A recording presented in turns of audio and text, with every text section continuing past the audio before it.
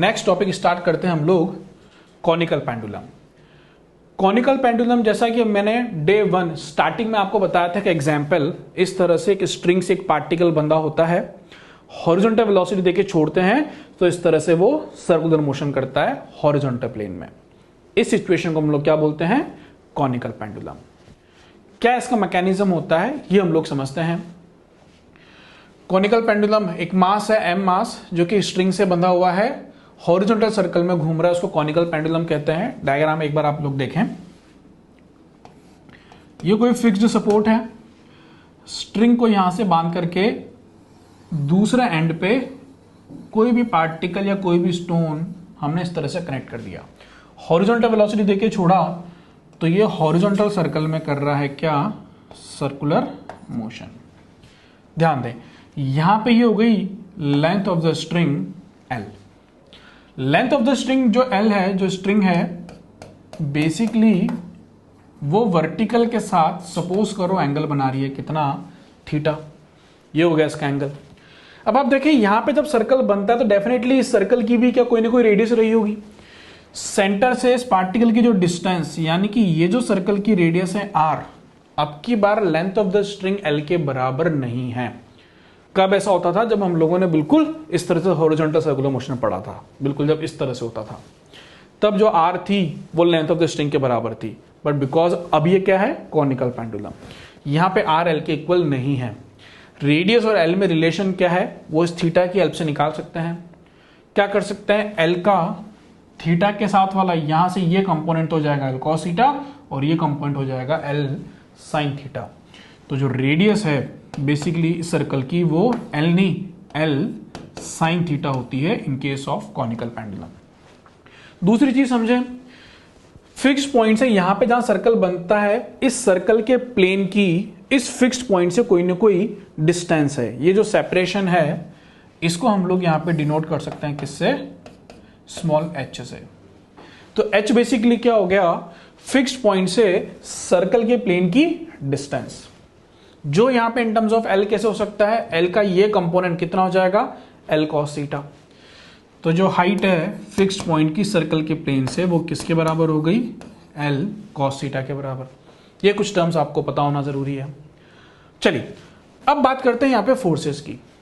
तो इस पार्टिकल का सर्कुलर मोशन हो रहा है तो डेफिनेटली इस पे भी कोई ना कोई फोर्स सेंटर की तरफ लग रहा होगा।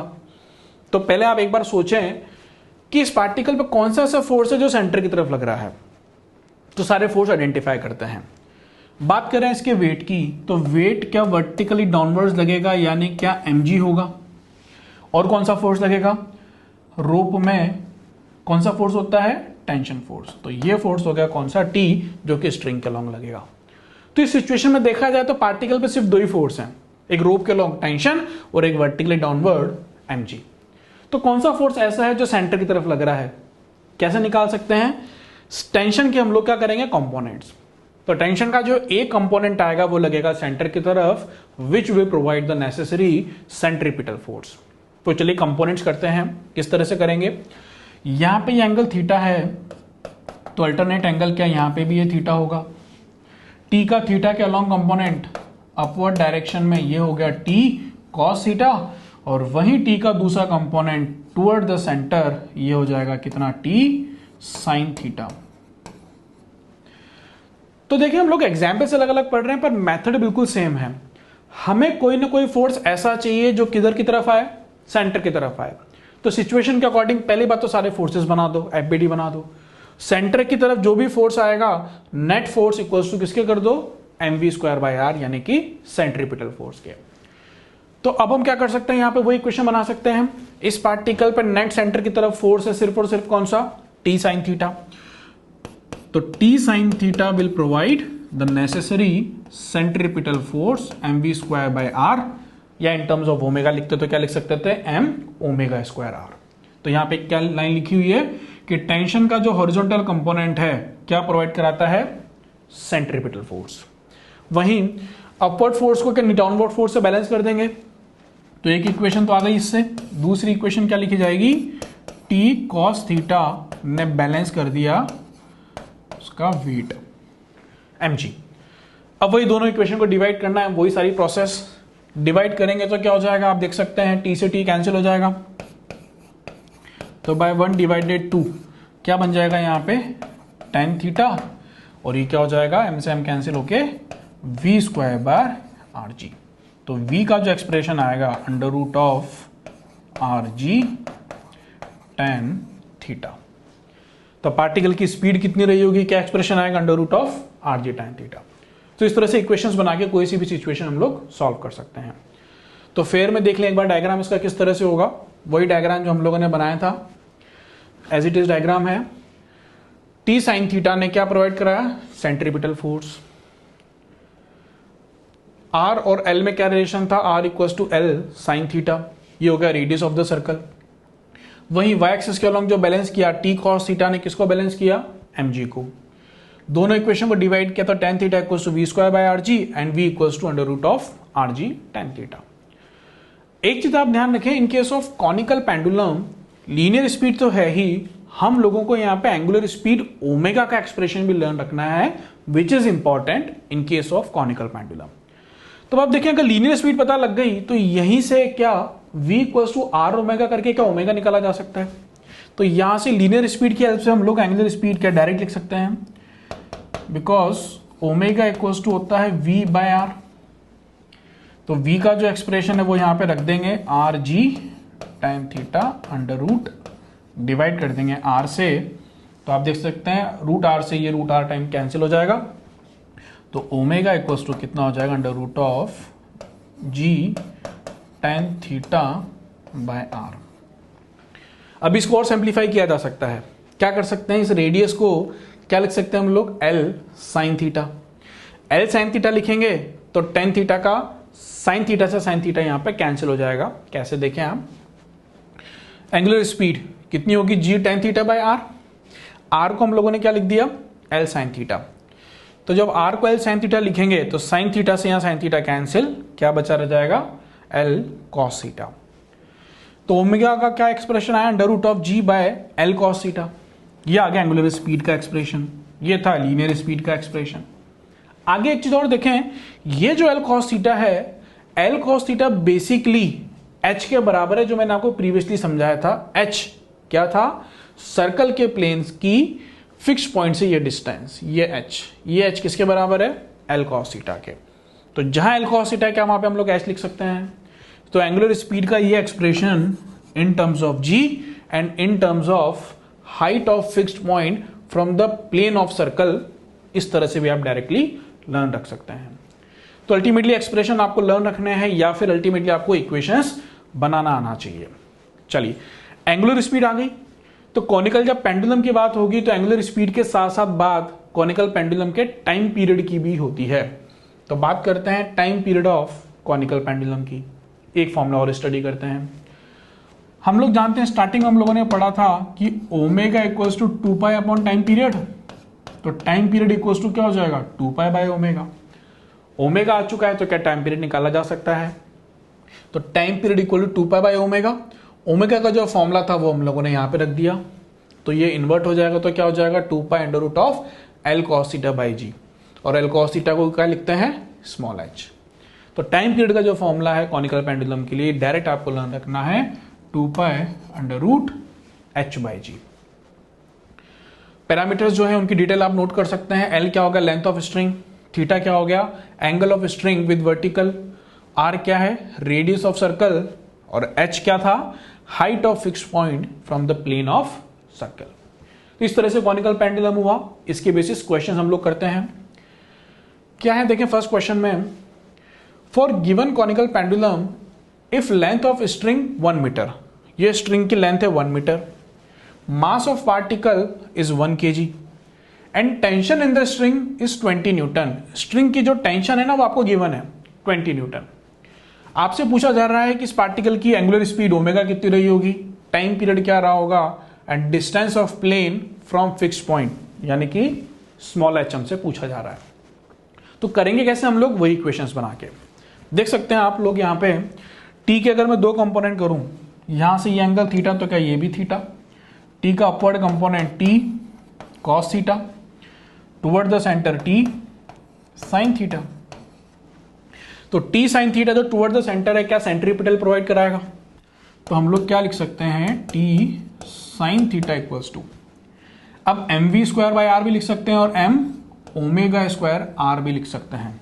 ओमेगा क्यों लिखा, क्योंकि पूछा हमसे ओमेगा जा रहा है। आगे देखें, रेडियस ऑफ सर्कल और लेंथ ऑफ स्ट्रिंग में एक रिलेशन हम लोगों ने पढ़ा था, आर इक्वल्स टू क्या होता था एल साइन थीटा। तो जहां पे आर है वहां पे हम लोग क्या लिख सकते हैं एल साइन थीटा, ये हम लोग पहले देख चुके हैं। तो जब r equal to L sine theta लिखा तो साइन थीटा से साइन थीटा कैंसिल, इक्वेशन क्या बनी t equals to M omega square L. आप देखें क्वेश्चन में आपको tension in the string given है, mass of the particle given है, length of the string given है, तो क्या एंगुलर स्पीड ओमेगा फाइंड किया जा सकता है। तो इस तरह से हम लोगों को बस इक्वेशन बनाना आना चाहिए। आप देखें यहाँ पे वर्टिकल फोर्स बैलेंस करने की हमको जरूरत ही नहीं पड़ी, ओमेगा हम लोगों ने वैसे डायरेक्टली निकाल लिया। तो ये सिचुएशन हो गई, T sine theta M V square by R या M omega square are.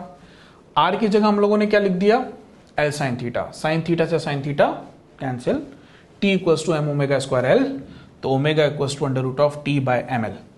T M और एल की वैल्यू पुट कर दी तो एंगुलर स्पीड कितनी आ गई 2√5 रेडियन पर सेकेंड।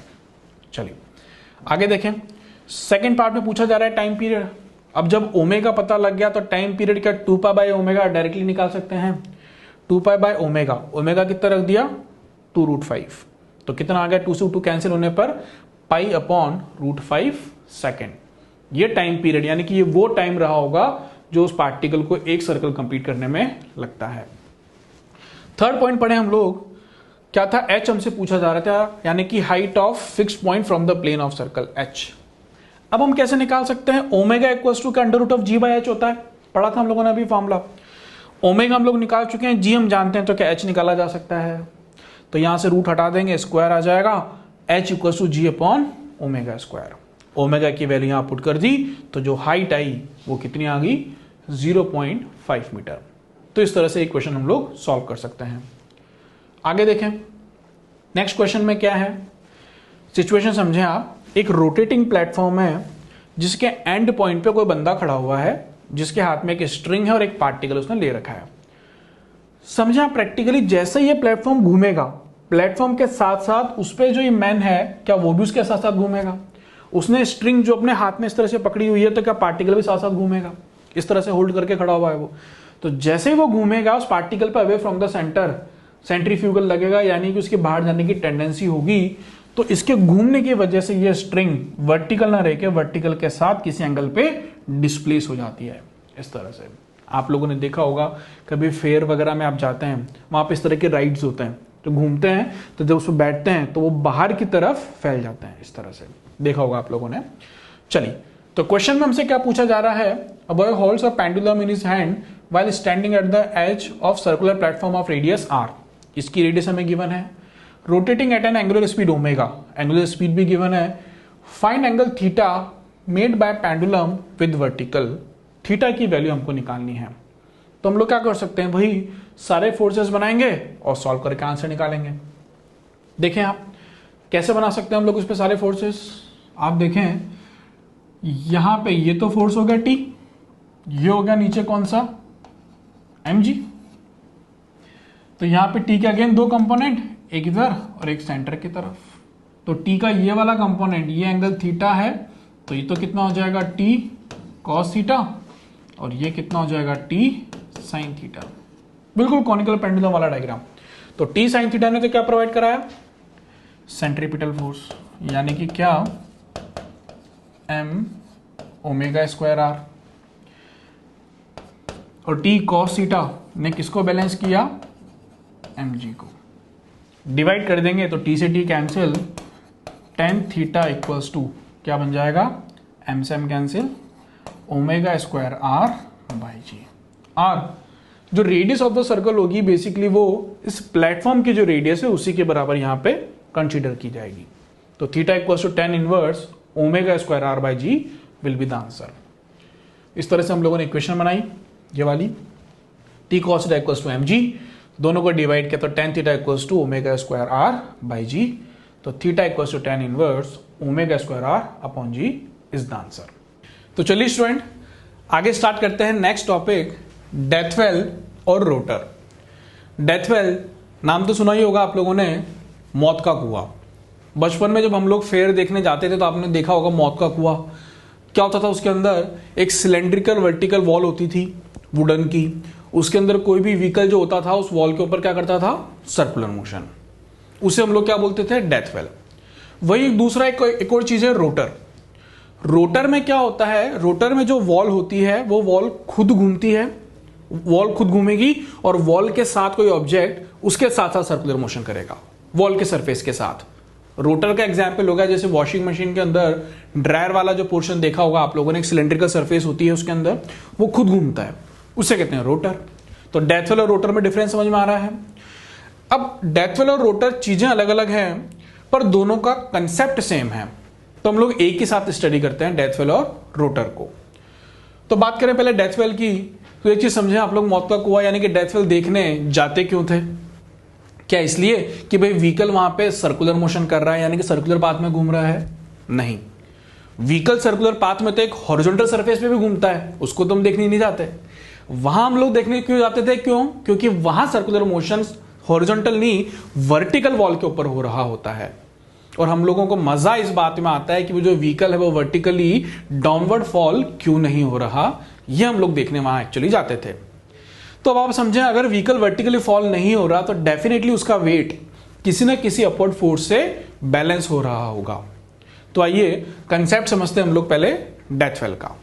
समझे, मान लीजिए एक सिलेंड्रिकल सरफेस मैंने यहां पे बना दी इस तरह से, इस तरह से ये वर्टिकल सरफेस हो गई सिलेंड्रिकल। इस वर्टिकल सिलेंड्रिकल सरफेस की रेडियस सपोज करें हमने ले ली r। अब इसके अंदर कोई भी व्हीकल या कोई भी ऑब्जेक्ट बोल सकता है इस तरह से सरफेस के अलोंग क्या कर रहा है, सर्कुलर मोशन। ध्यान रहे सर्कुलर मोशन जो हो रहा है यानी कि सर्कल जो बन रहा है उसका प्लेन हॉरिजॉन्टल है, जिसके ऊपर कर रहा है वो सरफेस वर्टिकल है। तो देखिए कोई भी ऑब्जेक्ट जो सर्कुलर मोशन कर रहा है इस सरफेस के अलोंग इस तरह से, यहां पे किसी न किसी स्पीड से कर रहा होगा, सपोज करें स्पीड हो गई भी, उस सर्कल की जो रेडियस होगी क्या वो सिलेंड्रिकल सरफेस की रेडियस यानी आर के बराबर होगी? अब आप समझे किसी स्टैंड पे मान लीजिए कोई भी पार्टिकल या कोई भी बॉडी यहां पे है, तो इसमें हम लोग सारे फोर्सेस यहां पे दिखाते हैं। देखें एफबीडी बनाए तो सबसे पहले जो इसका मास होगा m, उसके अकॉर्डिंग वर्टिकली डाउनवर्ड इस पे लगेगा इसका वेट यानी कि mg, वेट हो गया mg। अब आप देखें वेट mg की वजह से इस बॉडी की नीचे स्लिप होने की होगी टेंडेंसी ऑफ स्लिपिंग की वजह से व्हीकल के टायर्स और सरफेस के बीच में क्या लगेगा, friction, opposite to the tendency. तो mg अगर नीचे है तो फ्रिक्शन किधर लगेगा व्हीकल के ऊपर, अपवर्ड डायरेक्शन में। तो आप समझे व्हीकल फॉल क्यों नहीं होता, वो इसलिए फॉल नहीं होता कि जो अपवर्ड डायरेक्शन में फ्रिक्शन है वो उसके डाउनवर्ड डायरेक्शन में लगने वाले वेट को बैलेंस कर लेता है। तो दो फोर्सेस तो हम लोगों ने यहां पे दिखा दिए। अब आगे एक चीज और देखें, अगर ये व्हीकल या बॉडी यहां पे सर्कुलर मोशन कर रही है तो इसका मतलब इस व्हीकल के ऊपर डेफिनेटली सेंटर की तरफ कोई ना कोई फोर्स ऐसा होना चाहिए जो सेंट्रीपिटल प्रोवाइड करा रहा है। तो क्या अभी आपको कोई फोर्स ऐसा नजर आ रहा है जो सेंटर की तरफ है? नहीं। तो हमको ये फोर्स भी आइडेंटिफाई करना होगा जो कि सेंटर की तरफ लग रहा है। अब वो फोर्स कौन सा होगा समझें आप। जैसे कि मैंने आपको एक सेंट्रीफ्यूगल का थोड़ा सा कंसेप्ट समझाया था कि बॉडी जब घूमती है तो क्या away from the centre skid होने की या जाने की टेंडेंसी होती है, तो इस व्हीकल की भी सर्कल के अवे जाने की क्या होगी, टेंडेंसी। तो व्हीकल क्या होगा, ये जो वॉल है जब इस पर सर्कुलर मोशन करेगा तो अवे फ्रॉम द सेंटर जाना चाहेगा, तो व्हीकल जो है सरफेस की वॉल पे क्या लगाएगा, एक बाहर की तरफ एक फोर्स लगाएगा, पुश करेगा। तो बाहर की तरफ जब सरफेस को पुश करेगा तो सरफेस बदले में क्या अंदर की तरफ नॉर्मल कांटेक्ट फोर्स लगाएगी। हम जानते हैं जब भी किसी सरफेस को पुश किया जाता है तो बदले में सरफेस भी उतने ही अमाउंट का एक फोर्स बाहर की ओर लगाती है। तो यहां पे ये जो सरफेस है वो इस व्हीकल के ऊपर सेंटर की तरफ एक फोर्स लगाएगी, नॉर्मल कांटेक्ट फोर्स। और ये जो सेंटर की तरफ फोर्स आया, नॉर्मल कांटेक्ट फोर्स, इस सिचुएशन में यही वो फोर्स है जो कि सेंट्रीपिटल फोर्स प्रोवाइड कराएगा। तो हम लोग यहां पे इक्वेशन अब किस तरह से बना सकते हैं, तीन फोर्सेस आपको दिख रहे हैं। Net force toward the centre है, क्या प्रोवाइड कराएगा, सेंट्रीपिटल फोर्स यानी कि mv² बाय आर या m ओमेगा स्क्वायर आर। वहीं अब आप समझे, अगर व्हीकल फॉल नहीं कर रहा है तो डेफिनेटली क्या फ्रिक्शन mg के बराबर होगा। तो दूसरी इक्वेशन में हम लोग फ्रिक्शन को किसके इक्वल लिख सकते हैं, mg के। फ्रिक्शन ने अगर उसके वेट को बैलेंस कर लिया तो वो जो व्हीकल है वो फॉल नहीं होगा। अब आप एक चीज और समझें, हमारा जो मेन कंसर्न है वो क्या है कि व्हीकल फॉल नहीं करे। तो व्हीकल फॉल नहीं करे तो फ्रिक्शन जो है उसके वेट को क्या करना चाहिए, बैलेंस करना चाहिए। कैसे होगा देखें, समझें अब आप। पहले इसको हम लोग फेयर में कॉपी कर लेते हैं। ये हो गया इसका प्रॉपर डायग्राम। तो दो इक्वेशन हम लोगों ने बनाई, नॉर्मल ने प्रोवाइड कराया सेंट्रीपिटल और फ्रिक्शन ने बैलेंस किया किसको, mg को। अब आप एक चीज समझें, जैसे मान लीजिए अगर व्हीकल का वेट ज्यादा हो तो क्या फ्रिक्शन भी बढ़ जाएगा, static friction self adjustable. Weight और ज्यादा हो तो क्या फ्रिक्शन और बढ़ जाएगा। अब फ्रिक्शन मैक्सिमम कहां तक बढ़ सकता है, लिमिटिंग फ्रिक्शन तक। तो कंपैरिजन आप समझें कि लिमिटिंग फ्रिक्शन और वेट का कंपैरिजन हमको करना है। मान लीजिए किसी बॉडी का वेट है, सपोज करें ऐसे एग्जांपल ले लिया 100 न्यूटन, तो लिमिटिंग फ्रिक्शन की जो वैल्यू है वो उसके वेट के बराबर या उससे ज्यादा होना चाहिए, तभी वो व्हीकल फॉल नहीं करेगा। सपोज करें अगर किसी केस में लिमिटिंग फ्रिक्शन की वैल्यू सिर्फ और सिर्फ 80 न्यूटन है, तो क्या उस केस में व्हीकल फॉल कर जाएगा, यस, क्योंकि जो वेट है वो लिमिटिंग फ्रिक्शन से ज्यादा हो गया। तो हम क्या चाहते हैं कि भाई लिमिटिंग फ्रिक्शन ज्यादा होना चाहिए वेट से, या कम से कम बराबर तो होना ही चाहिए।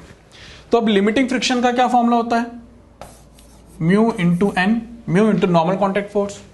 हम चाहते हैं कि लिमिटिंग फ्रिक्शन mg के बराबर या उससे ज्यादा हो जाए। अब लिमिटिंग फ्रिक्शन के फॉर्मूले में तो म्यू और एन दो चीजें हैं, जहां पे म्यू क्या होता है, रफनेस कॉफिशिएंट जो कि कांस्टेंट है, और दूसरा हो गया एन यानी कि नॉर्मल कॉन्टैक्ट फोर्स। तो हमको अगर लिमिटिंग फ्रिक्शन बढ़ाना है तो बेसिकली हम दोनों में से क्या चीज बढ़ा सकते हैं, normal contact force. Normal contact force बढ़ाने के लिए अब क्या किया जाएगा, समझें आप। नॉर्मल कॉन्टैक्ट फोर्स बढ़ाने के लिए जैसा कि नॉर्मल की इक्वेशन mv²/r है, नॉर्मल कैसे बढ़ेगा, अगर व्हीकल अपनी स्पीड बढ़ा ले, व्हीकल की स्पीड ज्यादा होगी तो क्या mv²/r की स्पीड वैल्यू ज्यादा हो जाएगी। जब mv²/r की वैल्यू ज्यादा हो जाएगी तो क्या नॉर्मल ज्यादा हो जाएगा। तो ज्यादा स्पीड पे रख करके हम लोग नॉर्मल फोर्स को बढ़ा सकते हैं। नॉर्मल फोर्स बढ़ेगा तो अल्टीमेटली क्या लिमिटिंग फ्रिक्शन बढ़ेगा, और अगर लिमिटिंग फ्रिक्शन mg के बराबर या उससे ज्यादा हो गया तब वो केस होगा जब बॉडी फॉल नहीं करेगी। तो इसलिए आपने देखा भी होगा कि व्हीकल को एक बहुत तेजी स्पीड पे चलाया जाता है। आप समझे, अगर बाइक को या किसी भी व्हीकल को बहुत धीरे धीरे चलाया जाए, स्पीड उसकी बहुत कम हो, तो वो फॉल कर जाएगा। तो कंडीशन यहां पे क्या होती है कि जो लिमिटिंग फ्रिक्शन है उसकी वैल्यू mg के बराबर या उससे ज्यादा होना चाहिए, तब वो बॉडी फॉल नहीं करेगी। आगे देखें, लिमिटिंग फ्रिक्शन का फॉर्मूला क्या लिख लिया हम लोगों ने, mu into N must be greater than equals to mg। अब कई स्टूडेंट को ये कंफ्यूजन होता है कि यहां म्यू इंटू एन में, ये जो म्यू इंटू एन है यहां पे n का मतलब mg होता है, तो n का मतलब हमेशा mg नहीं होता है। n इक्वल्स टू mg होता है कब, जब सरफेस कैसी हो, हॉरिजॉन्टल, पर यहां पे सरफेस कैसी है, वर्टिकल। और इक्वेशन में हमने देखा भी सही कि n किसके इक्वल है यहां पे, mv²/r के। तो जो n की वैल्यू है क्या mv²/r उठा करके यहां पुट कर सकते हैं, n की वैल्यू mv²/r पुट कर दी, रिलेशन एज इट इज है। तो हम लोग क्या कर सकते हैं, यहां से इसको सिंप्लीफाई करके स्पीड के लिए एक्सप्रेशन निकाल सकते हैं। तो क्या होगा, m से m, मास से मास कैंसिल, v की जब इक्वेशन देखेंगे तो जो स्पीड है must be greater than equals to √rg/μ, यानी कि बॉडी के फॉल नहीं करने के लिए स्पीड जो होनी चाहिए व्हीकल की √rg/μ के बराबर या उससे ज्यादा होना चाहिए, कम से कम इसके इक्वल तो होना ही चाहिए। तो v minimum equals to √rg/μ। तो ये वो सेफ स्पीड हो गई कि व्हीकल सेफली टर्न कर सकता है बिना फॉल किए। चलिए, तो ये तो बात करी हम लोगों ने फॉर्मुलास की। करने का तरीका वही है, इक्वेशंस बनाना है, सॉल्व आपको करना है। इक्वेशन अब इस पे कर लेते हैं हम लोग। क्या है, radius of a death well is 6 metre and roughness coefficient is 2/5। Find minimum speed of vehicle so that it will not fall. तो या तो आप इक्वेशंस बना के सॉल्व करें अगर फॉर्मूला लर्न नहीं है, और अगर फॉर्मूला लर्न है तो हम लोग जानते हैं कि जो इस मिनिमम स्पीड होती है वो मिनिमम स्पीड कितनी होती है, √rg/μ। तो ये फॉर्मूला हम लोगों को लर्न होना चाहिए। वैल्यू जो होगी वो एज इट इज यहां पे पुट कर देंगे। तो रेडियस g और म्यू जो गिवन था यहां पुट कर दिया, सिंपल कैलकुलेशन है, आंसर क्या हो जाएगा 5 √6 मीटर पर सेकेंड। चलिए आगे देखें, एक चीज और समझ लें कि जैसे रोटर की अगर बात करें, रोटर की अगर बात हो रही है तो रोटर में क्या होता है, सरफेस खुद घूमती है और बॉडी भी उसके साथ साथ घूम रही होती है। नेक्स्ट जो क्वेश्चन है वो रोटर पे ही बेस्ड है। अब रोटर की बात चली है तो मैंने आपको जब ड्रायर वाले पार्ट का एग्जांपल दिया था तो एक नॉलेज के लिए एक चीज बता रहा हूं, आपने कभी सोचा कि ड्रायर वाले पोर्शन में जो क्लोथ्स होते हैं, जो वेट क्लोथ्स होते हैं, वो ड्राई क्यों हो जाते हैं? क्या उसके अंदर कोई हवा चलती है क्या, या उसके अंदर कोई टेम्परेचर बढ़ता है कि जिसकी वजह से कपड़े सूख जाते हैं? नहीं। क्या वहां पे कंसेप्ट होता है, देखिए समझें आप लोगों ने नोटिस किया होगा कि उस सिलेंड्रिकल सरफेस के अंदर छोटे छोटे होल्स होते हैं, देखा आप लोगों ने? तो जब वेट क्लोथ्स उसके अंदर डालते हैं तो उसके अंदर क्लोथ्स भी है, क्लोथ्स के अंदर क्या है, वाटर भी है। जब वो रोटर बहुत तेजी से घूमता है तो क्लोथ्स भी बहुत तेजी से घूम रहे होते हैं। तो जब वो बहुत तेजी से घूमते हैं तो क्लोथ्स की अवे फ्रॉम द सेंटर जाने की टेंडेंसी होती है, और क्लोथ्स के अंदर जो वाटर है उसकी भी अवे फ्रॉम द सेंटर जाने की टेंडेंसी होती है। तो वाटर तो क्या होता है, सिलेंड्रिकल सरफेस के छोटे छोटे होल्स से होकर बाहर निकल जाता है, बट क्लोथ्स जो होते हैं वो बाहर नहीं निकल पाते। क्यों? क्योंकि होल्स बहुत छोटे होते हैं। तो वाटर तो बाहर निकल गया, क्लोथ्स अंदर रह गए, तो क्या वाटर क्लोथ से सेपरेट हो गया? तो जब आप खोलते हैं उसको वापस बंद करके तो आप क्या देखते हैं कि क्लोथ्स जो होते हैं वो सिर्फ ड्राई करके निकल जाते हैं। और देखा होगा आपने, क्लोथ्स जो होते हैं वो वर्टिकल वॉल पे चिपके हुए से नजर आते हैं आपको, बाहर की तरफ फैले हुए रहते हैं। तो ये कंसेप्ट होता है किसका, ड्रायर का, रोटर का। तब रोटर पे ये क्वेश्चन हम लोग करते हैं, समझें आप। क्या क्वेश्चन बोला जा रहा है, A hemispherical ball of radius 1 meter is rotating with some angular speed, in which a particle is revolving with the wall of ball. If plane of circle of particle is 0.2 meter above the bottom of ball, find angular speed of ball. तो situation क्या है, पहले आप question की एक diagram से समझें। आप देखें, बिल्कुल ध्यान से समझेंगे इस चीज को।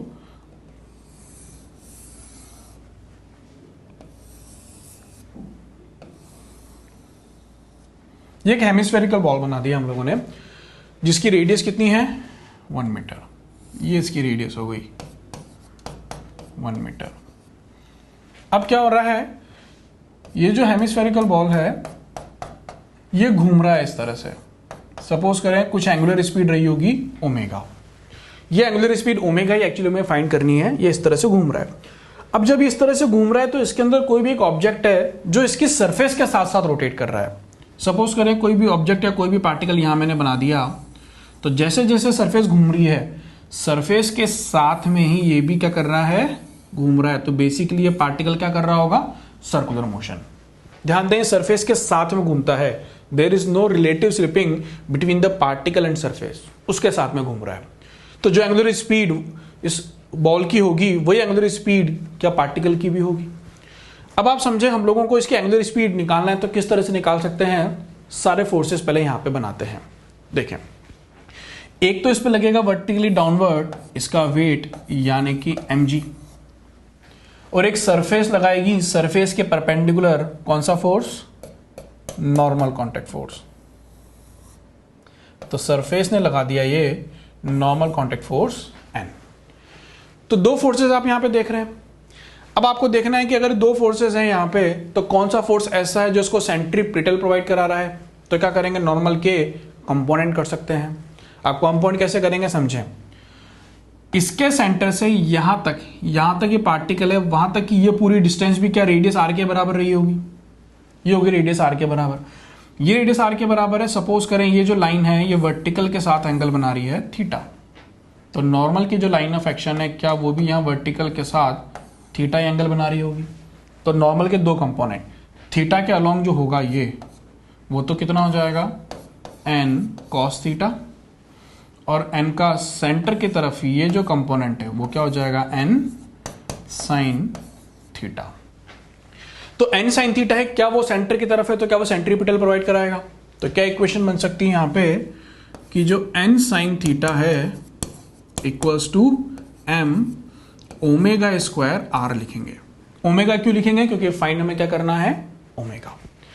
स्मॉल r क्या चीज है, स्मॉल r उस सर्कल की रेडियस जिसमें पार्टिकल घूम रहा है, यहां से लेके ये जो सर्कल की ये पूरी रेडियस है ये क्या है, स्मॉल r। तो m omega square r centripetal n sin theta के इक्वल, और वहीं n cos थीटा ने किसको बैलेंस कर लिया, वेट mg को। तो दूसरी इक्वेशन क्या बनी, n cos theta equals to mg। ध्यान दें हमें क्या फाइंड करना है, ओमेगा। तो उसी तरह से हम लोगों को क्या करना है, बस अप्रोच ये रखनी है कि फोर्सेस बना के फोर्सेस को इस तरह से रिजॉल्व कर दें कि नेट सेंटर की तरफ फोर्स तो सेंट्रीपिटल के इक्वल और वर्टिकल फोर्स को आपस में बैलेंस कर दिया। सॉल्व कैसे करेंगे, दोनों इक्वेशन को अगर मैं डिवाइड करूं तो क्या नॉर्मल से नॉर्मल कैंसिल हो जाएगा। Sign theta upon cos theta क्या बन जाएंगे, टेन थीटा, और m से m कैंसिल हो जाएगा तो यहां क्या बन जाएगा, omega square r by small g। तो देखिए अब इसको ओमेगा कैसे निकाल सकते हैं, बात करें स्मॉल r यानी कि रेडियस की। तो रेडियस बेसिकली आप देख सकते हैं यहां पे ये हो गई रेडियस। टेन थीटा की अगर बात करूं तो टेन थीटा इक्वल्स टू क्या होता है, इस डायग्राम में आप राइट एंगल ट्रायंगल देख रहे हैं। टेन थीटा क्या होता है, परपेंडिकुलर यानी कि स्मॉल r बाय बेस। तो बेस बेसिकली क्या हो गया इस राइट एंगल ट्रायंगल के लिए, यहां से ये लेंथ, ये हो गया बेस, ये हो गया परपेंडिकुलर। अच्छा अब ये बेस अगर हमें पता लग जाए तो हम लोग ओमेगा फाइंड कर सकते हैं। बेस हमें कैसा पता लगेगा, देखें क्वेश्चन में आपको एक चीज और गिवन है कि प्लेन ऑफ सर्कल जो है वो कितना है, 0.2 metre above the bottom of ball. यानी कि यहां पे जो बॉल का बॉटम है, इस बॉटम से यहां से ये सर्कल का प्लेन कितनी हाइट पे है, 0.2 मीटर। यहां से 0.2 मीटर अबव इसका प्लेन है। तब आप समझे यहां से सेंटर से क्या बॉटम की जो डिस्टेंस है क्या वो रेडियस ऑफ द बॉल यानी कि 1 मीटर के बराबर है। तो यहां से अगर ये पूरा 1 मीटर है, ये 0.2 मीटर हमें गिवन है, तो बची हुई ये जो हाइट हो गई यहां तक, ये क्या वो 0.8 मीटर हो जाएगी। यानी कि इस राइट एंगल ट्रायंगल में जो बेस है उसकी वैल्यू हमें पता लग गई कितनी, 0.8 मीटर। तो अब कैसे करेंगे, देखें tan theta equals to perpendicular by base, यानी कि परपेंडिकुलर मतलब स्मॉल r और बेस कितना 0.8 equals to omega square r by g। तो r से r क्या हो जाएगा यहाँ पे कैंसिल। तो ओमेगा कितना होगा वो हम लोग यहाँ से निकाल सकते हैं, omega equals to under root of g divided by 0.8। तो इस तरह से कुछ नहीं करना, दो इक्वेशंस बनानी है, सिंप्लीफाई करना है, सॉल्व करना है। चलिए फिर में इसका एक बार आप सॉल्यूशन नोट कर लें। ये वही डायग्राम जो मैंने आपको बनाया था, प्लेन जो है 0.2 मीटर अबव, दो फोर्सेस यहां बना दिए।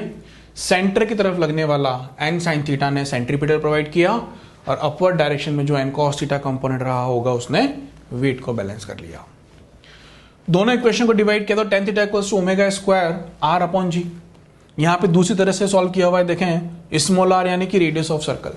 आप समझ सकते हैं यहां से ये हो गई रेडियस ऑफ सर्कल और यहां से ये हो गई radius of ball capital R। तो कैपिटल R और स्मॉल r में भी रिलेशन हम लोग जानते हैं, क्या निकाल सकते हैं, देखें r का थीटा के long component r cos theta और ये कंपोनेंट क्या हो जाएगा r sin थीटा। तो हम लोग क्या लिख सकते हैं यहाँ पे स्मॉल r को कैपिटल R sin थीटा। तो स्मॉल r को क्या लिख दिया, कैपिटल R sin थीटा, ये उस डायग्राम के अकॉर्डिंग। ठीक है, इसको और सिंप्लीफाई किया तो ओमेगा इक्वल्स टू क्या आ गया, under root of g by r cos theta. Tan theta को आप sine theta upon cos theta लिखेंगे, साइन थीटा से साइन थीटा कैंसिल हो जाएगा। तो ओमेगा जब आप निकालेंगे तो under root of g by r cos theta. अब cos थीटा बेसिकली क्या होगा, यहाँ पे आप cos थीटा अगर देखें यहां से तो cos थीटा क्या हो जाएगा, बेस अपॉन हाइपोटेन्यूज।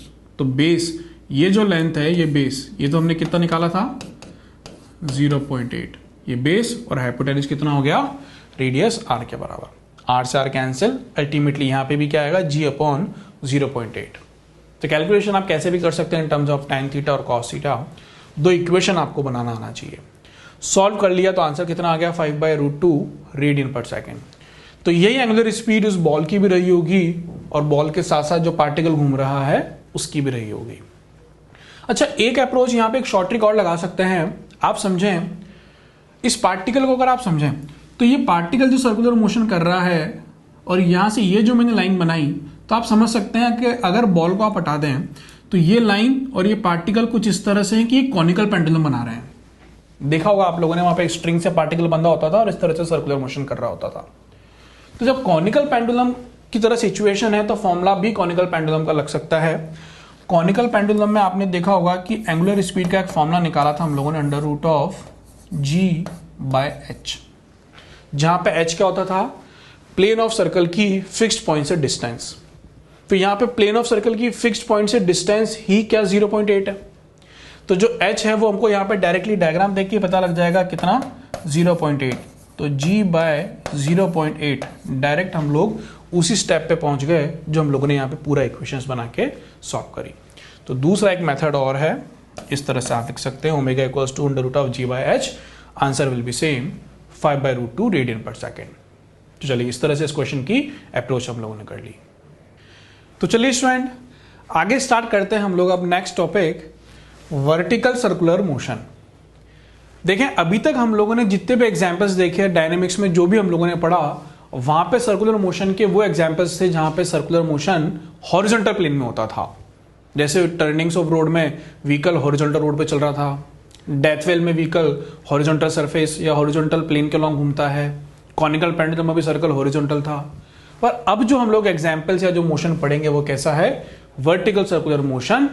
जैसा कि आप रोलर कोस्टर, स्टार्टिंग में मैंने आपको बताई थी एक स्लाइड रोलर कोस्टर की जो सरफेस होती है वो कैसी होती है, वर्टिकल। तो उसका प्लेन कैसा हो गया, वर्टिकल। ऐसे अनदर एग्जांपल ले लें, जैसे किसी स्ट्रिंग से किसी पार्टिकल को आपने बांध करके इस तरह से घुमाया, तो उस पार्टिकल का जो सर्कल का प्लेन होगा वो भी कैसा रहा होगा, वर्टिकल। ये सिचुएशन आप समझ सकते हैं कि किसी स्ट्रिंग से एक मैंने पार्टिकल इस तरह से बांधा हुआ है, यहां पे इसको मैं इस तरह से घुमा रहा हूं, तो आप समझ सकते हैं कि पार्टिकल का जो सर्कल का प्लेन है वो कैसा है, वर्टिकल। तो इसका जो मैकेनिज्म है वो हम लोग बेसिकली यहां पे वर्टिकल सर्कुलर मोशन में स्टडी करेंगे। अब एक चीज आप समझ लें यहां पे, वर्टिकल सर्कुलर मोशन में जैसे अभी एक एग्जांपल मैंने आपको बताया कि पार्टिकल को जब भी बांध के घुमाएंगे आप, तो पार्टिकल जैसे जैसे ऊपर जाता है उसकी स्पीड कम होती जाती है। टॉप मोस्ट पॉइंट पर जाते जाते उसकी स्पीड मिनिमम हो जाती है, वापस नीचे आएगा तो स्पीड बढ़ती जाएगी बढ़ती जाएगी बढ़ती जाएगी, और बॉटम मोस्ट पॉइंट पे आते आते उसकी स्पीड वापस क्या हो जाएगी, मैक्सिमम। तो एक तरीके से आप समझ सकते हैं कि ये एक ऐसा सर्कुलर मोशन है जहां पे स्पीड क्या हो रही है, वेरिएबल। मतलब क्या, ये नॉन यूनिफॉर्म सर्कुलर मोशन का एग्जाम्पल है। तो यहां पे हम लोगों को अलग अलग पॉइंट पे स्पीड अलग अलग होती है, इस चीज पे भी फोकस रखना होता है। आगे समझें, वर्टिकल सर्कुलर मोशन का कोई सा भी क्वेश्चन या कोई सा भी कंसेप्ट समझने के लिए दो चीजें हमको अच्छे से समझ लेनी है। फर्स्ट थिंग तो हमको आना चाहिए कंजर्वेशन ऑफ मैकेनिकल एनर्जी, जो आप लोगों ने previous chapter work power energy में पढ़ा होगा अच्छे से, वो यहां पे हम लोग किस तरह से अप्लाई करते हैं सीखेंगे। और दूसरा आपको आना चाहिए फोर्स की इक्वेशन लिखना। फोर्स की इक्वेशन लिखना बिल्कुल वैसे ही है जैसे कि हम लोगों ने हॉरिजॉन्टल सर्कुलर मोशन में पढ़ा, तो इसकी तो आपको प्रैक्टिस है। एक चीज हमको और नहीं यहां पे क्या सीखनी है, कंजर्वेशन ऑफ मैकेनिकल एनर्जी। कोई सा भी क्वेश्चन इन दोनों मेथड से ही सॉल्व होगा, वो हम लोग यहां पे सीखेंगे। तो सबसे पहले बात करते हैं हम लोग कंजर्वेशन ऑफ मैकेनिकल एनर्जी की। इन शॉर्ट हम लोग क्या बोल सकते हैं, COME रूल। पहले आप रफ में समझ लें, बाद में फिर में कॉपी करेंगे। क्या होता है देखो, समझें आप। मान लीजिए किसी स्ट्रिंग से कोई पार्टिकल इस तरह से बंधा हुआ है और ये घूम रहा है वर्टिकल सर्कल में। ध्यान रखना आपके पास सर्कल कैसा है, वर्टिकल। स्ट्रिंग की जो लेंथ है, सपोज करें वो है लेंथ L। जो स्ट्रिंग की लेंथ होगी वही यहां पे सर्कल की रेडियस की तरह वर्क करेगी। समझे, यहां से पास होते टाइम सपोज करें इस पर्टिकुलर इंस्टेंट पे पार्टिकल की स्पीड थी v1, तो वेलोसिटी की डायरेक्शन तो किसका लॉन्ग होगी, टेंजेंट के लॉन्ग। जैसे जैसे पार्टिकल ऊपर जाएगा क्या स्पीड कम होती जाएगी। सपोज करें इस पर्टिकुलर इंस्टेंट पे आते आते यहां पे पार्टिकल की स्पीड हो गई v2, तो वेलोसिटी की डायरेक्शन तो क्या टेंजेंट के लॉन्ग रही होगी। तो v1 ज्यादा होगा या v2, v1, क्योंकि जो लोअर पॉइंट है उसकी स्पीड ज्यादा है, ऊपर जाते जाएंगे तो स्पीड कम होती जाएगी। अब स्पीड अगर अलग अलग है तो conservation of mechanical energy basically हम लोग पढ़ क्यों रहे हैं, दोनों में से किसी भी एक पॉइंट की स्पीड आपको क्वेश्चन के अंदर गिवन होगी और दूसरे पॉइंट की स्पीड आपको फाइंड करनी होगी। जैसा आपको बोल दे कि भाई v1 10 मीटर पर सेकंड है तो बताइए v2 कितना है, या v2 2 मीटर पर सेकंड है तो बताइए v1 कितना है। तो इसका यूज हम लोग किस चीज के लिए करते हैं, एक पॉइंट की स्पीड अगर पता है तो दूसरे पॉइंट की स्पीड फाइंड करने में। किस तरह से हम लोग यहाँ पे conservation of mechanical energy apply कर सकते हैं, ये अब आप देखें। दोनों में से जो लोअर पॉइंट है उस पर हम लोग बना देते हैं रेफरेंस लाइन। रेफरेंस लाइन क्यों बना रहे हैं हम लोग, क्योंकि यहां पे बात अब पोटेंशियल एनर्जी की भी होगी। यहां से ये लेंथ ऑफ द स्ट्रिंग है तो क्या यहां से ये भी length of the string L के बराबर होगा। सपोज करें इस इंस्टेंट पे जो पार्टिकल यहां पे है इसकी स्ट्रिंग वर्टिकल के साथ लेट एंगल बनाती है कितना, थीटा। ये एक सिचुएशन है। तो इन दोनों पॉइंट पे कंजर्वेशन ऑफ मैकेनिकल एनर्जी अगर अप्लाई करें, इक्वेशन लिखें तो यहां क्या लिखेंगे, यहां की काइनेटिक प्लस यहां की potential must be equals to इस पॉइंट की काइनेटिक प्लस इस पॉइंट की पोटेंशियल। तो इस पॉइंट की काइनेटिक और पोटेंशियल कैसे लिख सकते हैं हम लोग, काइनेटिक क्या लिखी जाएगी, half of M v1 square, M particle का मास ले लिया हम लोगों ने, प्लस पोटेंशियल की बात करूं तो अगर लोअर पॉइंट पे रेफरेंस है तो यहां पोटेंशियल क्या हो जाएगी, 0, इक्वल्स टू अपर पॉइंट की काइनेटिक क्या लिख सकते हैं, half of M v2 square और पोटेंशियल क्या लिखी जाएगी, mgh। ये सिंपल सी इक्वेशन आप लोगों ने पढ़ी होगी, ये हम लोगों ने यहां पे अप्लाई कर दी। आगे देखें, इक्वेशन तो करेक्ट है, इसको हम लोग यहां पे और सिंप्लीफाई कर सकते हैं। पूरी इक्वेशन में आप देख सकते हैं कि m कॉमन है तो क्या m पूरी इक्वेशन से कैंसिल हो सकता है।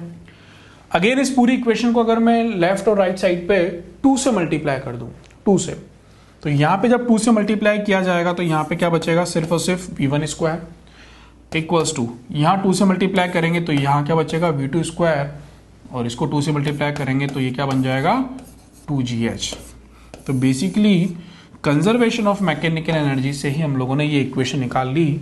अब जब भी आप कम रूल अप्लाई करेंगे तो ये डायरेक्ट इक्वेशन आप अप्लाई कर सकते हैं, और ये इक्वेशन कुछ थर्ड इक्वेशन ऑफ मोशन की तरह ही बिल्कुल है, बिल्कुल वही इक्वेशन जैसे वहां पे क्या होता था, V square equals to U square plus 2s, यहां पे हो गया v1 square equals to v2 square plus 2gh। Learn आपको किस तरह से रखना है, देखें दोनों जो स्पीड है हमेशा लोअर पॉइंट की स्पीड को यहां पे सिंगल लिखना है, लोअर पॉइंट की स्पीड का स्क्वायर इक्वल्स टू अपर वाला जो पॉइंट है, जैसे v2 वाला जो पॉइंट है, अपर वाले पॉइंट की स्पीड का स्क्वायर प्लस 2gh। ध्यान रखें 2gh किसके साथ ऐड करना है, दोनों में से जो अपर पॉइंट है उसकी स्पीड के स्क्वायर के साथ। अब आप देखें इस इक्वेशन में अगर v1 पता है तो v2 निकल जाएगा, और v2 पता है तो क्या v1 निकल जाएगा, तो स्पीड तो आप निकाल लेंगे। एक इंपॉर्टेंट चीज और है यहाँ पे, स्मॉल h क्या है ये अभी हमें पता होना जरूरी है। तो इस डायग्राम में आप समझें कि स्मॉल h किस तरह से हम लोग कैलकुलेट कर सकते हैं। h का मतलब हो गया कि जो दोनों पॉइंट है उन दोनों पॉइंट के बीच में हाइट का सेपरेशन, तो जो हाइट का सेपरेशन होगा, वर्टिकल हाइट का सेपरेशन, वो यहां से इसके बराबर होगा, ये होगा यहां पे स्मॉल हाइट h कैसे फाइंड करेंगे अब आप समझें। देखें करने की अप्रोच क्या रहेगी, सभी क्वेश्चंस में पार्टिकल जब यहां पहुंचता है तो इसकी जो स्ट्रिंग है वर्टिकल के साथ कितना एंगल बना रही है, थीटा। तो हम क्या करेंगे, ये जो लेंथ है स्ट्रिंग की l, इस l का इस वर्टिकल के अलोंग यानी कि थीटा के साथ क्या ले लेंगे, कंपोनेंट। तो l का थीटा के अलोंग यहां तक ये जो कंपोनेंट होगा ये कितना हो जाएगा, l cos थीटा।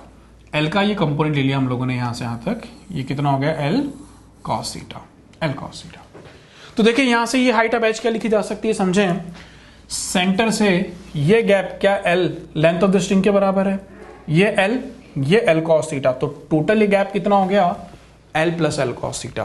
तो यहां पे इस पर्टिकुलर एग्जांपल में h की जो वैल्यू है क्या वो l plus l cos theta लिखी जाएगी। थीटा जहां पे क्या हो गया, स्ट्रिंग का वर्टिकल के साथ बना हुआ एंगल जो क्वेश्चन में आपको गिवन होगा। इसमें भी अगर हम लोग l कॉमन ले लें तो h equals to l 1 plus cos theta, ये हो गया वैल्यू ऑफ h। इसको अगर हम लोग यहां पे पुट कर देंगे h की वैल्यू आ जाएगी, v1 और v2 में से जो भी स्पीड पता होगी तो अनदर स्पीड हम लोग फाइंड कर सकते हैं। तो इस तरह से ये इक्वेशन आपको अप्लाई करना आना चाहिए। अब इसकी करते हैं हम लोग question practice. Conservation of mechanical energy fair में आप कॉपी कर सकते हैं, ये हो गया वही diagram. Conservation of mechanical energy की इक्वेशन लिख ली हम लोगों ने, मास से मास कैंसिल, दोनों तरफ 2 से मल्टीप्लाई किया तो ये बन गई इक्वेशन जहां पे h क्या है, l plus l cos theta. इस डायग्राम के अकॉर्डिंग इस l का यहाँ पे ये क्या ले लिया हम लोगों ने, कंपोनेंट, ये हो गया l cos थीटा। तो l plus l cos theta किसके बराबर, h के बराबर। थीटा क्या होगा, angle of string with vertical. चलिए अब आप देखें क्वेश्चन में प्रैक्टिस करते हैं हम लोग। A particle is tied at one end of string of length 5 metre whose another end is fixed. If particle is released from horizontal position then find the speed of particle when string becomes vertical. तो पहले बात तो question में situation क्या है वो आप समझें कि स्ट्रिंग है जिसकी लेंथ कितनी है 5 मीटर, एक पार्टिकल को हॉरिजॉन्टल पोजीशन पे ले जाके छोड़ दिया। यहां से जब छोड़ेंगे तो क्या पार्टिकल नीचे जाएगा, नीचे जाएगा क्या स्पीड बढ़ती जाएगी, स्पीड बढ़ती जाएगी। आपसे पूछा जाए कि अब स्ट्रिंग वर्टिकल हो जाए, जब स्ट्रिंग वर्टिकल हो जाए तो उस इंस्टेंट पे पार्टिकल की स्पीड क्या रही होगी। तो सिचुएशन क्या है, अगर मैं उसका डायग्राम से समझाऊं तो किस तरह से बनेगा देखें। हॉरिजॉन्टल जब थी तब स्ट्रिंग को यहां से रिलीज कर दिया गया, पार्टिकल जब नीचे आएगा स्पीड बढ़ती जाएगी। स्ट्रिंग जब वर्टिकल होगी, जब स्ट्रिंग वर्टिकल होगी उस इंस्टेंट पे आपको क्या फाइंड करना है, स्पीड। तो अगेन देखें यहां पे 2 पॉइंट है, एक लोअर पॉइंट और एक अपर पॉइंट। सपोज करें अपर पॉइंट ले लिया हम लोगों ने पॉइंट नंबर 2 और लोअर पॉइंट ले लिया हम लोगों ने पॉइंट नंबर 1। तो यहां से रिलीज किया गया है, रिलीज जब किसी चीज को किया जाता है तब उसकी इनिशियल स्पीड कितनी ली जाती है, 0। यानी कि अब की बार जो अपर पॉइंट है उसकी स्पीड हमें पता है कितनी, 0। क्यों, क्योंकि इसको रिलीज किया गया है। तो यहां की स्पीड पता है, यहां पे आते आते इसकी स्पीड क्या होगी ये हमसे पूछा जा रहा है। तो एक पॉइंट की स्पीड पता है, दूसरे पॉइंट की स्पीड फाइंड करना है, तो हम लोग क्या अप्लाई कर सकते हैं, कंजर्वेशन ऑफ मैकेनिकल एनर्जी। तो इक्वेशन अब किस तरह से लिख सकते हैं, ध्यान दें, प्रैक्टिस कर लें। दोनों में से लोअर पॉइंट कौन सा है, ये पॉइंट नंबर 1। तो इक्वेशन क्या लिखी जाएगी, लोअर पॉइंट की स्पीड का square equals to upper point speed का स्क्वायर प्लस 2gh। अब अपर पॉइंट की स्पीड का स्क्वायर, यहां से ये तो रिलीज किया गया है, 0 है, v1 जो कि हमें फाइंड करना है प्लस 2g। अब h अगेन इंपॉर्टेंट, इस सिचुएशन में आप देख सकते हैं h इन दोनों पार्टिकल के बीच का ये वर्टिकल सेपरेशन, ये। तो यहां पे h कितना होगा देखिए समझें। लेंथ ऑफ द स्ट्रिंग अगर l है तो आप समझ सकते हैं कि जो length of the string l है क्या उसी के बराबर h है इस पर्टिकुलर एग्जांपल में। तो यहां पे जो h है बेसिकली डायरेक्टली किसके बराबर होगा, length of the string l के बराबर। यहां कोई कंपोनेंट लेने की हमें जरूरत नहीं पड़ी। तो length of the string question में आपको गिवन है कितना, 5 मीटर। 5 मीटर यहां रख देंगे, g हमें पता होता है, तो क्या v1 1 नंबर पॉइंट की स्पीड हम लोग फाइंड कर सकते हैं। तो अब कैसे कैलकुलेशन की जाएगी, v1 equals to under root of 2gl, value put कर देंगे, this is 2, this is 10 and this is 5। तो कितना जाएगा, 10 मीटर पर सेकेंड। तो इस तरह से यहां पे आते आते जब स्ट्रिंग वर्टिकल होगी पार्टिकल की स्पीड हो जाएगी कितनी, 10 मीटर पर सेकेंड। तो इसका सॉल्यूशन आप फेयर में कॉपी कर सकते हैं। जब वही सिचुएशन हो गई, हो गया हाइट h जो कि किसके बराबर होना है, लेंथ ऑफ द स्ट्रिंग के। इक्वेशन लगा दी, एच एल के इक्वल है, यहां पे पुट कर दिया, अंडर रूट 2gl, वैल्यू हमने पुट कर दी तो कितनी आ गई, 10 मीटर पर सेकेंड। एक चीज आप समझें, यहां से जब रिलीज किया तो यहां से आते आते स्पीड कितनी हो गई, 10। अगर मैं बोलूं कि इसका रिवर्स, पार्टिकल को यहां से 10 मीटर पर सेकेंड की स्पीड देके अगर मैं छोड़ता तो इसका मतलब पार्टिकल यहां जाते जाते स्पीड कम होते होते जब वो हॉरिजॉन्टल पोजीशन पे होता तो उसकी स्पीड 0 हो जाती। तो यहां की स्पीड पता है तो यहां निकालें, या यहां की पता है तो यहां निकालें, answer will be same, method will be same. चलिए आगे देखें, नेक्स्ट क्वेश्चन में प्रैक्टिस और करते हैं। क्या बोला जा रहा है, particle which is connected at one end of string of length 1 metre, इसकी लेंथ 1 मीटर है, passes bottom most point with speed of 10 metre पर सेकेंड। जब बॉटम मोस्ट पॉइंट से पास होता है तो स्पीड कितनी है, 10 मीटर पर second. Find speed at given points if particle performs vertical circular motion. कुछ एक पॉइंट्स गिवन है, कौन कौन से, ए बी सी। जब इन पॉइंट से पास होता है तो उनकी स्पीड क्या होगी, ये हमें फाइंड करना है। एक पॉइंट की स्पीड हमें पता है, तो एक चीज समझ लें, जैसे जैसे ऊपर जाएगा क्या स्पीड कम होती जाएगी। तो किस तरह से फाइंड करेंगे, सबसे पहले ए पॉइंट की फाइंड करते हैं। तो लोअर पॉइंट और ए पॉइंट, इस पे हम लोग क्या लगाएंगे, सबसे पहले कंजर्वेशन ऑफ मैकेनिकल एनर्जी। तो लोअर पॉइंट और इस ए पॉइंट, इन दोनों में ये वाला लोअर पॉइंट हो गया। इक्वेशन क्या बनेगी, लोअर पॉइंट यानी कि v का स्क्वायर और अपर पॉइंट ए पॉइंट है तो va स्क्वायर प्लस 2gh। ठीक है, ये वो इक्वेशन हो गई। अब h यहां पे क्या है वो आप डायग्राम में समझें, देखें। h मतलब ये पार्टिकल और ये पार्टिकल दोनों के बीच का यहाँ पे ये जो छोटा सा गैप दिख रहा है ये है बेसिकली h। कैसे निकाल सकते हैं हम, आप समझें। यहाँ हमको कंपोनेंट लेने की जरूरत पड़ेगी। यहाँ पे ये हो गई length of the string L का वर्टिकल के साथ एंगल है कितना 60 डिग्री, तो L का ये कंपोनेंट हम लोगों ने ले लिया कितना L cos 60 डिग्री। तो ये स्मॉल h कैसे निकाल सकते हैं, देखें यहां से क्या ये पूरा length of the string L के बराबर है, ये L cos 60, तो बचा हुआ ये h कितना हो जाएगा L माइनस L cos 60। तो जो h है वो कितना हो गया L minus L cos 60 degree. L common ले लें तो क्या हो जाएगा 1 माइनस cos 60 डिग्री। तो यहां पे h की यही वैल्यू गिवन है क्या L 1 माइनस cos 60। h की वैल्यू हमने यानी पुट कर दी यहाँ पे। चलिए अब VA A पॉइंट की स्पीड हमें निकालनी है, लोअर पॉइंट की स्पीड 10 मीटर पर सेकंड गिवन है, वैल्यू यहाँ पे सिंपली पुट करनी है। Length of the string 1 metre.